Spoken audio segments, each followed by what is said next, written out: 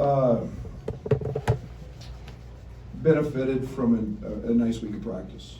I thought once we got out of the first 3 minutes of the game, I thought we really settled in defensively. I thought we were very, very solid on that end of the court. We still made a few mistakes, but again, I keep striving for perfection. In a game that's really hard to play perfect at, but it was nice to get a lot of guys minutes. I played Pods early. He has deserved the right to get on the court. Has really made huge strides in the last couple of weeks. I like his physicality on the defensive end. He literally hadn't missed a shot in 3 weeks. Now we got to get through the anxiety of the game and a packed house, but. I love our ball movement. I love where we're at with that, the unselfish play. It's one of the great plays of the season, maybe in a long time.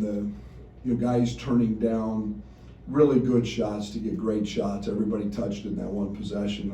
I think it's probably as animated as I've been in a long time because it was a pretty special play. And to me, that's basketball, is being unselfish. And this team is doing that. We're clicking along pretty well offensively. And other than our defensive rebounding, which I'm going to have a conversation with Lucas Johnson tonight, see if I can get him out of the math classroom and inject him into our practice a little bit, because we need a little bit of his insanity and tenaciousness on the glass. But again,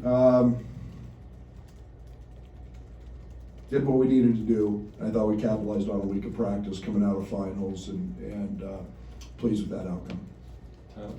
Yeah, but you kind of touched on what my question was going to be about. You mentioned that after the Arizona game that you were looking for some more toughness and you were looking forward to a week of practice. What specifically did you work on this week in practice that you felt played out in today's game? Well, if you guys noticed, Kofi's stance in ball screens tonight was completely different than it has been. One, we worked on conditioning a lot. Secondly, we worked on a lot of our ball screen coverage. We haven't been very good at it. We've just kind of been ghosting our way through it, really. But it was back to fundamentals. It was back to our non-negotiables and what we're trying to do, and having active hands, and making sure that it's getting and holding more guys accountable. But a lot of it was just fundamental stuff. We spent a lot of time on transition D, and again, I thought we were better. Other than the first couple of minutes, I thought we were much better in that area today. Coach, I assume you wanted to see something specific out of Coleman Hawkins. He didn't play much in the first half. What did you see during his stint in the second half, and did he show you what he needed to? Yeah, he bounced back. No one has higher expectations for Coleman Hawkins than I do. I think that young man's going to have a long career playing basketball. And to be very honest, he's hit a little bit of a rough patch, and he's lost a little bit of confidence. And you try to mix things up a little bit. I was really proud of him. I was really mad at him in half. He gave up 2 offensive rebounds he didn't block out. And then in the second half, he responded to that challenge. And we've got to have Coleman Hawkins. We've got to have, Coleman has to impact us. He can be a tremendous defender. We see his ability to shoot it. I think every time he shoots it, it's going in. Problem is he doesn't. And we got to get him to that point mentally where he's that automatic. So all in all, good recovery for him in the second half. Joe. Brad, how do you approach that? I mean, you're hard on him obviously because you expect a lot out of him, but he's got to gain confidence. Like, how do you try and approach that as a staff with a sophomore still going through growing pains? Yeah, I mean, Coleman played 5 minutes a game last year or whatever. There's growing pains, but along with that, I'm a really big believer in when you face adversity, you find out who you are, and you find out your character issues and your challenges. And he had a great week of practice, and yet I have to find out where he's at, and so I didn't start him. And the first couple minutes, he didn't do what I thought he deserved to do. So other guys got their opportunity, and he responded. And so now I build belief, and now I build trust, and now we can come back and we can fall in love again, you know? Because it sure wasn't that at halftime today. But we got to do that, and so, but you got to go through the process of adversity to get any better in this game. And I'm never one to stay status quo. We're going to challenge our guys to continue to work to get better. That's what we do. Scott? I guess in a game where you do a lot of things well, win by 58, do you stress the little things more in the game, or will you do that, stress them more when you look back on it, in film? Yeah, I'm probably the worst coach in America in blowouts, because I never want us to play against our opponent. I want us to play against the game, and you play the game the certain way no matter what the score is. And you know, Brandon Pajemski helped out of a strong side corner, and what you see in blowouts is sometimes you see selfish. And that we don't do. That doesn't work in the game of basketball. So we play against the game. And I thought for the most part, that group came in and we did some really good things. We continue to play unselfish, and that is Illinois basketball. Coach, you said this summer something to the extent of we're going to play more like the Utah Jazz this year. How much is this three-point shooting aligning with what you had in mind in the summer? You know, it's kind of a mixed bag, Derek, because we're not playing as fast as maybe I envisioned. Now, obviously, bellow out impacts that, because our possessions are down, but our efficiency's up. And you know, you start. I can't wait to see what today's efficiency numbers are. But you start talking about groups of guys that, you know, I mean, that starting group's been 1.44 OER when they're on the court, which is off the chart. And that's why I started it. And you know, we don't want to get confused by the fact that Kofi drives most of that. It's a very unique shot chart. Have you seen tonight's shot chart? It's all in the paint or threes. And that's an NBA coach's dream, because you don't take any hard twos. But again, that's what this team is capable of. There's not a bad shooter on our team. There's not a bad shooter on our team. All those guys, I've been waiting for Pods and Luke and RJ to get going shooting the basketball, and we saw what they're capable of. And you know, I think we can space the floor, continue to do that, and obviously unique second half, because the best maker of them all didn't make one in Plummer. It seems like with Plummer, when you guys got him here, everyone said he's one of the best shooters in the country, and we didn't see it, obviously, until games started. But do you ever find yourself just saying, like, oh, wow, and I guess what makes him so good at this? Well, I think if anybody understands how much time he spends in the gym, you'll realize how good he is. But and that's why. But there's a gift.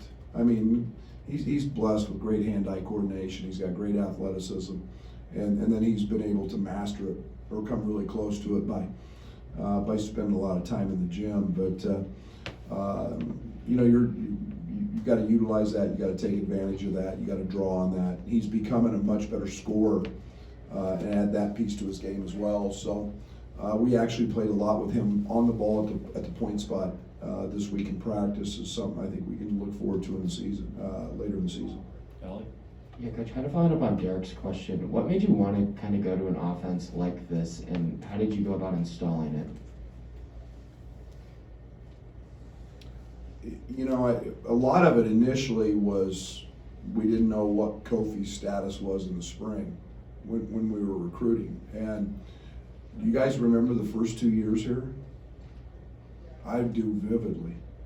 We couldn't shoot. There was no space on the floor. There's no place, in my opinion, in today's games for guys who can't shoot. It becomes really hard to manufacture offense. And in college basketball, when you have the 3 second, I mean, you don't have what the defensive rules in the NBA are. You can load up on a defense. You can put 5 guys on one side of the ball. You can make it really difficult. And if you can't shoot and somebody dorks a guy or two, I ran my best offense first 2 years, just trying to create opportunity to get Trent or LaRon Black a shot. Hell, that's all I spent all my time on. And So yeah, we needed shooting. We knew how good Bella was in ball screens, and we knew if Kofi came back that we had a legit inside threat. So trying to create as much space as possible was the goal in recruiting, and will always continue to be. Brad, scouting report, how many assignments did you see missed today? What's your number? My guess is 6 or 7, 8, maybe 8. I know DeMonte gave up one late on a slot cut, which was a scouting report mistake, but there were a few. We gave up one on an out of bounds play, but it was better. We've been averaging about 13, so I know it was under that. Hey, Coach, how did you feel about finishing his minutes that he gave in the first half? Thank you for asking, because I'm remiss in not mentioning how good Benjamin Verdonk has been. Because he's one who does not make scouting report mistakes. He's physical, he's tough, he battled, and then he's an elite passer, whether he's guarded or not. And a couple of those skip passes to the corner were perfect reads off of doubling Kofi. I've got to continue to get Ben on the court, and whether it's at the 4 or the 5 spot, he was tremendous. And as we move into league play and start seeing bigger, stronger power forwards, he's a guy that we've got to have. Yeah, Coach, you went 5 minutes plus before your first sub in. Was that a plan because week off trying to get some more flow and continuity, or was it just kind of circumstance of the game? No, I mean I want. That group had been so good with OER and efficiency, and I needed to just kind of leave it on the court. I needed to see us play, and plus I wanted to, push some. Usually I sub Kofi right before the first meeting, and I wanted to see, okay, can I play guys longer stints and longer periods of time, and. But I actually really thought a lot about just leaving him in there until the 12-minute mark. I was pleased with it. Coach, I wanted to ask you about defending the rim. They only made 10 2-point shots. Is there an adjustment that you made after the Arizona game? And it seems like you're not helping off on the dribble drive. Kofi's kind of staying home. Was that a big adjustment for you? Absolutely. Kofi was impressive as heck today. Kofi was tremendous. Ben was tremendous in our ball screen coverage, and it's all early presentation, and it's how you look and how you present yourself. And we don't give up a ton of threes. We force people to play a lot of 2-on-2 against us in our ball screen coverage, and Kofi's wall is good sized, and it's something that we've spent a lot of time on getting better at, and we did get better at it. It seemed like RJ kind of really just attacked this opportunity today. I mean, did you see kind of what you wanted from him? Thank goodness, man. Thank goodness. We see RJ's talent, his passing, his cutting, his instinctive ability. The ball finds him, and it's not. RJ's problems aren't on the offensive end. They've been more on the defensive end and staying locked in on that end.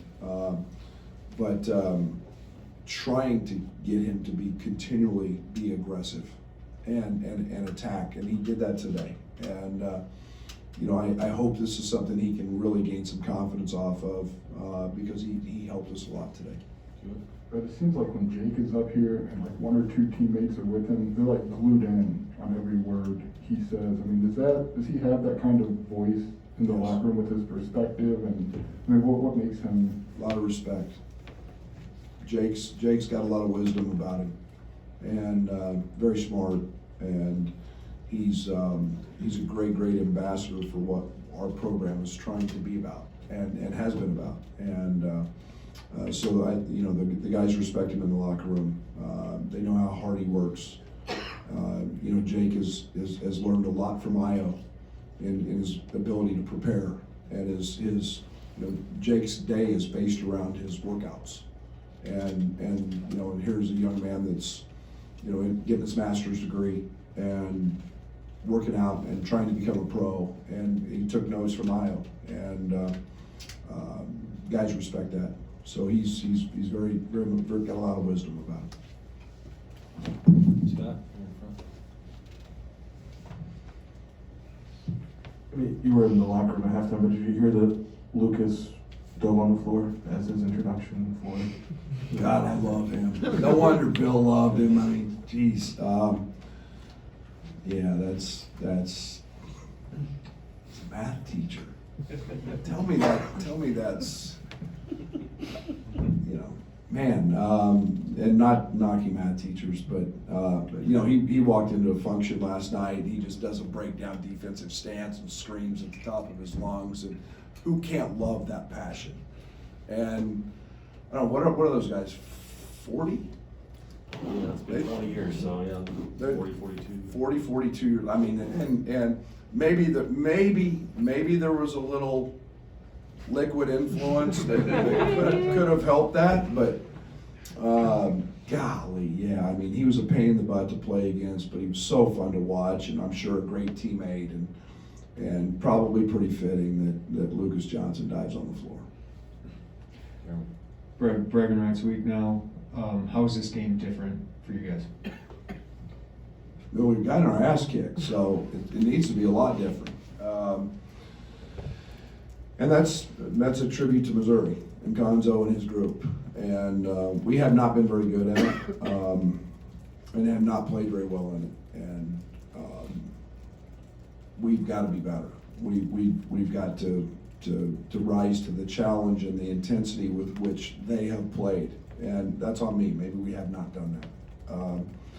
You know, at the end of the day, we try to be everyday guys and keep every game in its proper perspective, and know that it's just a 40-minute game in a game in a season of 31, and yet this one's got a little different edge, and we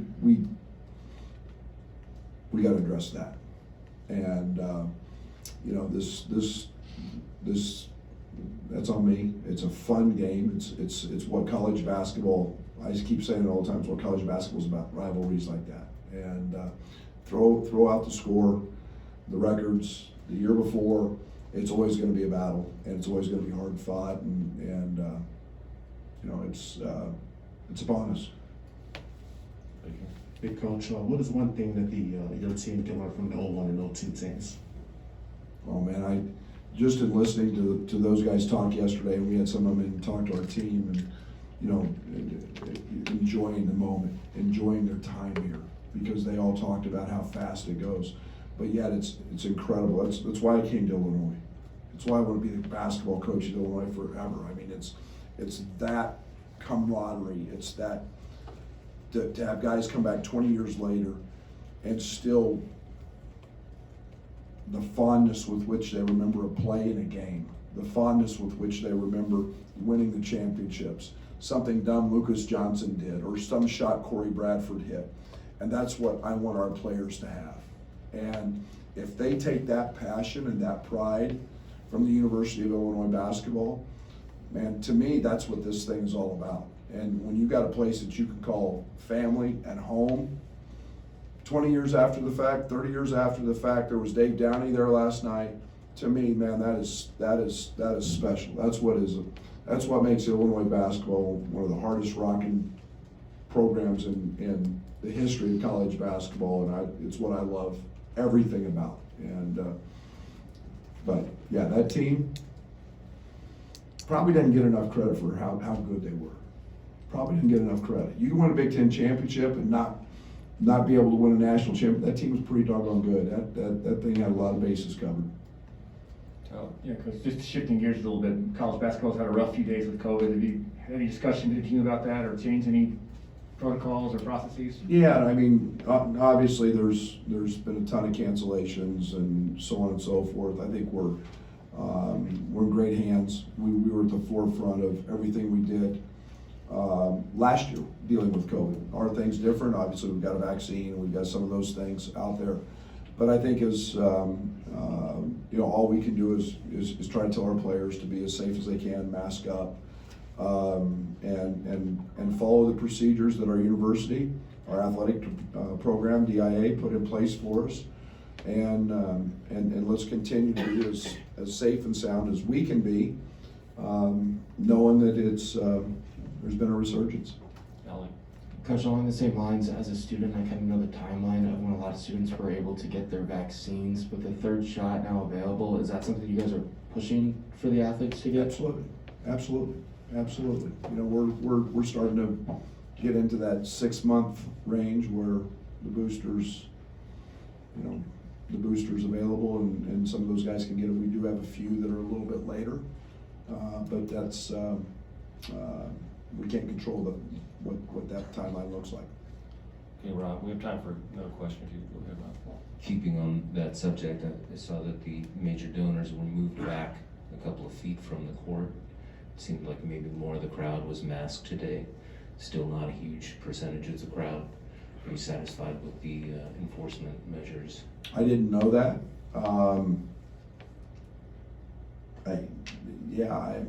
I think we're always going to do everything that we can to be at the forefront of the safety of our student athletes, and you know, that's I really didn't notice that the floor seats were back or anything else, but you know, we're going to follow all the protocols that the state and our local government and health department and university officials give us, and you know, let's hope it never gets to the point where we don't have fans. But